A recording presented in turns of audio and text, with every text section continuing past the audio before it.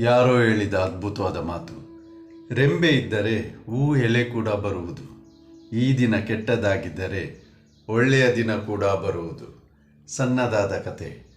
ಒಂದು ಬಾರಿ ಶ್ರೀಮಂತ ವ್ಯಕ್ತಿ ತನ್ನ ಕಾರಿನಿಂದ ಇಳಿದ. ಏರ್ಪೋರ್ಟ್ನ ಒಳಗೆ ರಭಸದಿಂದ ನುಗ್ಗಿದ್ದ.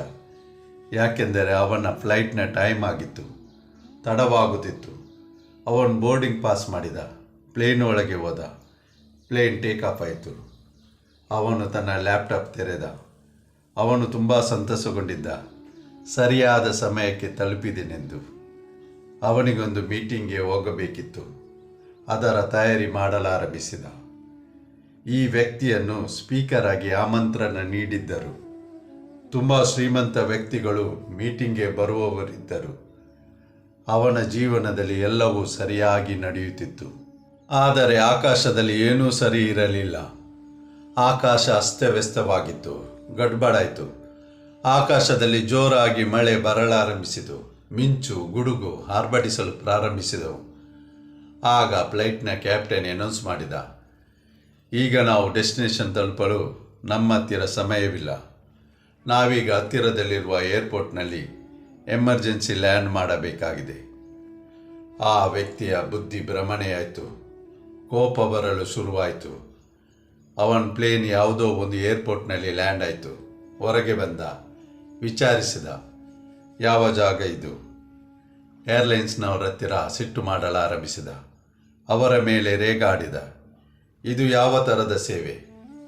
ನನಗೆ ಟೈಮ್ಗೆ ಸರಿಯಾಗಿ ಅಲ್ಲಿ ತಲುಪಬೇಕಿತ್ತು, ನೀವು ಅದು ಸಹ ಮಾಡಲಿಲ್ಲ, ಅದು ಇದು ಅಂತ.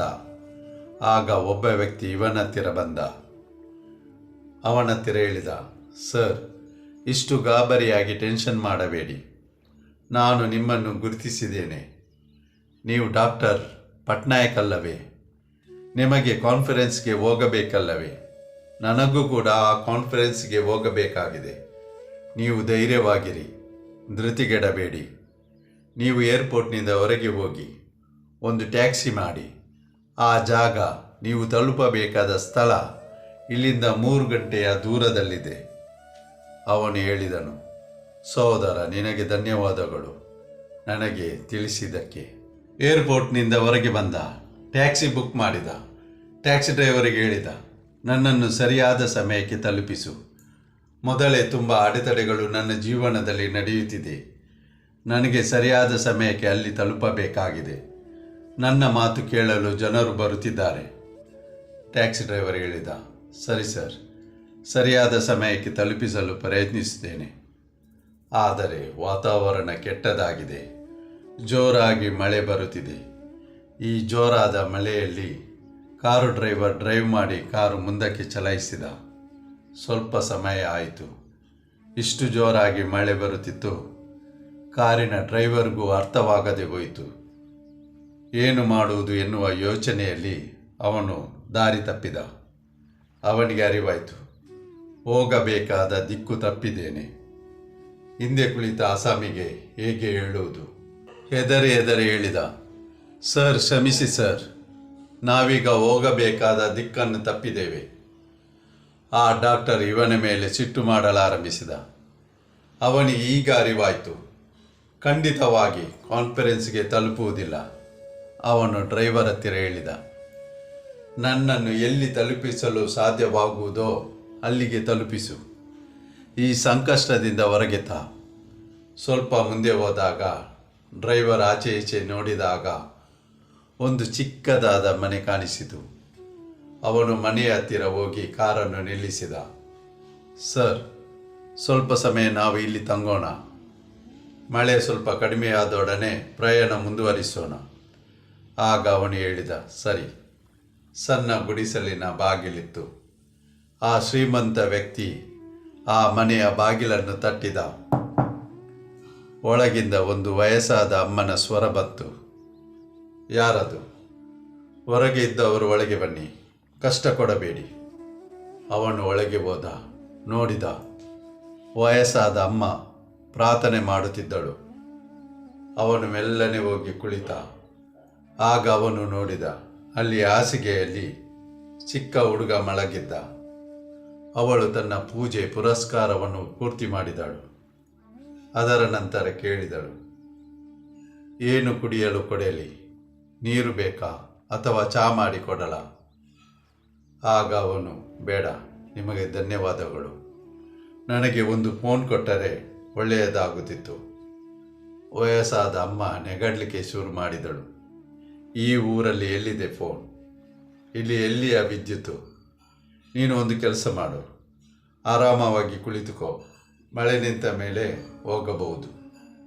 ಆ ವ್ಯಕ್ತಿ ಹೇಳಿದ, ನೀವು ತುಂಬ ಒಳ್ಳೆಯವರು. ನಿಮ್ಮ ಭೇಟಿ ಮಾಡಿಸಿದ್ದಕ್ಕೆ ಭಗವಂತನಿಗೆ ಧನ್ಯವಾದಗಳು. ಆಗ ಅವಳು ಹೇಳಿದಳು, ಭಗವಂತನಿಗೆ ಧನ್ಯವಾದಗಳನ್ನು ನಾನು ಆವಾಗ ಹೇಳುತ್ತೇನೆ. ನನ್ನ ಮೊಮ್ಮಗನ ಚಿಕಿತ್ಸೆಗೆ ಆ ಡಾಕ್ಟರ್ ಬಂದಾಗ ಮತ್ತು ಚಿಕಿತ್ಸೆ ಮಾಡಿದಾಗ. ಆಗ ಅವನು ಕೇಳಿದನು, ಏನಾಯಿತು? ವಯಸ್ಸಾದ ಅಮ್ಮ ಹೇಳಿದಳು, ಈ ನನ್ನ ಮೊಮ್ಮಗನ ಅಮ್ಮ ಅಪ್ಪ ಜೀವಂತವಿಲ್ಲ. ನಾನೇ ಅವನಿಗೆ ಆಸರೆ. ಅವನಿಗೊಂದು ತುಂಬ ವಿಚಿತ್ರವಾದ ಭಯಾನಕ ಕಾಯಿಲೆ. ಇಲ್ಲಿ ಆಸುಪಾಸಿನ ಡಾಕ್ಟರ್ ಹೇಳುತ್ತಿದ್ದಾರೆ, ದಿಲ್ಲಿಯಲ್ಲಿ ಒಬ್ಬ ದೊಡ್ಡ ಡಾಕ್ಟರ್ ಪಟ್ನಾಯಕ್ ಇದ್ದಾನೆ. ಅವನು ಮಾತ್ರ ಇವನ ಚಿಕಿತ್ಸೆ ಮಾಡಬಲ್ಲನು. ಅವನ ಹತ್ತಿರ ಹೇಗೆ ತಲುಪುವುದು ಎಂದು ನನಗೆ ತಿಳಿಯುತ್ತಿಲ್ಲ. ದಿನಾಳು ಮೇಲೆ ಇರುವವನ ಹತ್ತಿರ ಪ್ರಾರ್ಥನೆ ಮಾಡುತ್ತಿದ್ದೇನೆ. ಅವನ ಭೇಟಿ ಮಾಡಿಸು, ಚಿಕಿತ್ಸೆ ಕೊಡಿಸು. ಆ ಮಾತು ಕೇಳಿದ ನಂತರ ಆ ಶ್ರೀಮಂತ ವ್ಯಕ್ತಿಯ ಕಣ್ಣಲ್ಲಿ ಕಣ್ಣೀರು ಬಂತು. ಅವನು ಹೇಳಿದ, ಅಮ್ಮ, ನಿಮ್ಮ ಪ್ರಾರ್ಥನೆ, ನಿಮ್ಮ ವೇದನೆ ಮೇಲೆ ಇರುವವನು ಕೇಳಿಸಿಕೊಂಡಿದ್ದಾನೆ. ನನ್ನ ಪ್ಲೇನ್ ಎಲ್ಲಿಗೆ ಹೋಗಬೇಕಿತ್ತೋ ಅಲ್ಲಿಗೆ ಹೋಗಲಿಲ್ಲ. ಜೋರಾಗಿ ಮಳೆ ಬರಲು ಪ್ರಾರಂಭಿಸಿತು. ತುಫಾನ್ ಬಂತು.